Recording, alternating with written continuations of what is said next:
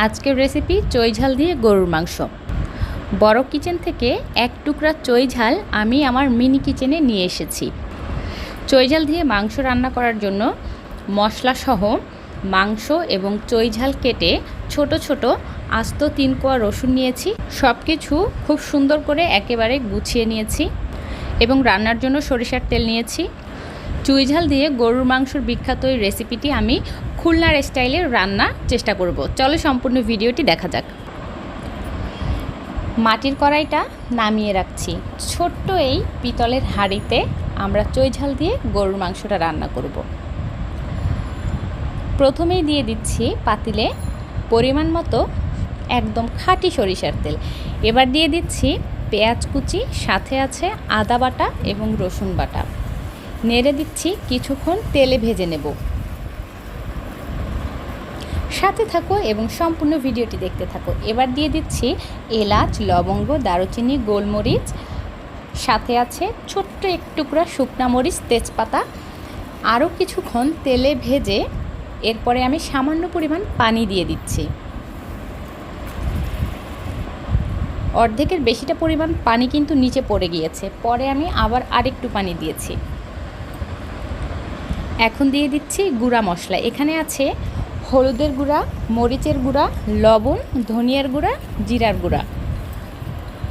এই সকল উপকরণ খুব ভালো করে আমি কষিয়ে নেব। 2 থেকে 3 বার অল্প অল্প পানি দিয়ে মশলাটা খুবই ভালো করে কষিয়ে নেব।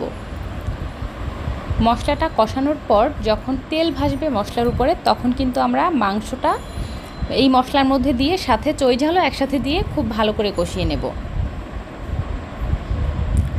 কথা বলতে বলতে এইদিকে আমার মশলা কষানো হয়ে গিয়েছে। দেখতেই পারছো কত সুন্দর অসাধারণ একটি কালার আসছে, কিন্তু উপরে তেল ভাসছে। দিয়ে দিচ্ছি পিস পিস করে রাখা গরুর মাংস। একটু নেড়ে দিয়ে এরপর আমি চই ঝালটা দিয়ে দেব। তোমরা যখন চই ঝাল দিয়ে গরুর মাংস রান্না করবে, অবশ্যই যখন গরুর মাংসটা কষাবে তখনই চই ঝালটা দিয়ে দেবে। চই ঝাল সেদ্ধ হতেও কিন্তু একটু টাইম লাগে। দিয়ে দিচ্ছি চই ঝাল এবং সাথে আছে পিচ্চি পিচ্চি আস্ত রসুনের কোয়া। মিডিয়াম আঁচে খুব ভালো করে আমি মাংসটা কষিয়ে নেব।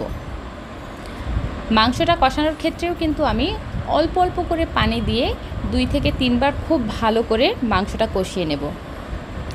উপরে দেখো কত সুন্দর তেল ভাসছে। তোমরা রান্নার কালার দেখেই বুঝতে পারছো ছোট্ট রান্নাঘরে রান্না হলে কি হবে, রান্না কিন্তু অবশ্যই দারুণ মজা হবে। আবারও অল্প একটু পানি দিলাম, আরও কিছুক্ষণ কষিয়ে নেব।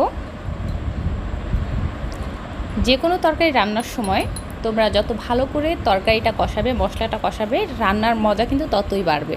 আমি কিন্তু এবার হালকা উষ্ণ গরম পানি দিয়ে দিলাম মাংসর ঝোল হিসাবে। এবার নেড়ে দিয়ে ঢেকে দেব। ঢেকে দিলাম কিছুক্ষণের জন্য। অল্প কিছুক্ষণের মধ্যেই আমাদের রান্না শেষ হয়ে যাবে। দেখো রান্না কিন্তু শেষ হয়ে গিয়েছে। মাংস সেদ্ধ হয়েছে, চই ঝালও সেদ্ধ হয়েছে। আমি যেহেতু ভিডিওটা স্কিপ করেছি, এবার হচ্ছে মাংস পরিবেশন করব।